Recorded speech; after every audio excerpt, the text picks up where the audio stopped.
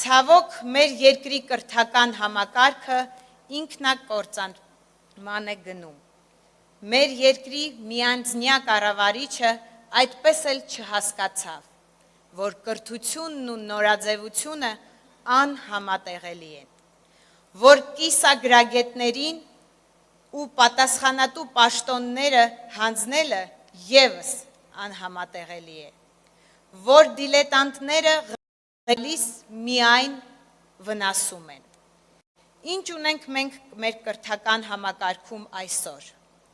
Պարտադիր սմարթֆոններ առաջին դասարանցիների համար, չտպագրված գրքեր անկազմակերպ պրոցեսը կազմակերպելու պատճառով, չգնահատված ուսուցիչներ և ուղեղների արտահոսք։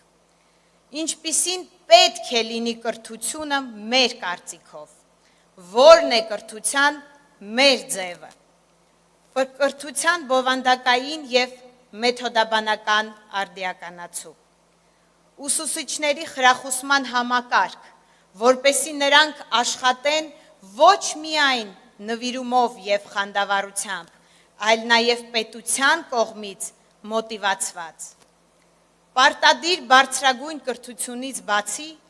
կիրառական հմտությունների զարգացման հարթակ, որտեղ ապագա մասնագետները արագ փոփոխվող աշխարհում կկարողանան զարգացնել իրենց ձեռք բերված գիտելիքները։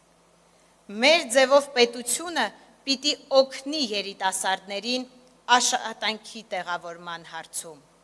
Գործատուները պիտի բուհերից պահանջեն մասնագետներ և ստանան։ Բարձրագույն կրթություն ստանալու հնարավորություն պետք է լինի նաև պարտադիր զինվորական ծառայության ընթացքում։ Հարգելի ներկաներ, պատասխանեք խնդրում եմ, համամիտ եք ինձ հետ։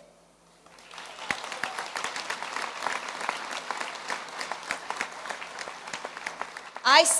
ամենն անելու ենք միասին, չէ՞։ Չեմ լսում ձեր պատասխանը։ Այո, այս ամենն անելու ենք և անելու ենք շատ շուտով։ Անելու ենք ինչպես։ Այո, անելու ենք մեր ձևով և թող Աստված մեզ ուղեցույց լինի։ Շնորհակալություն։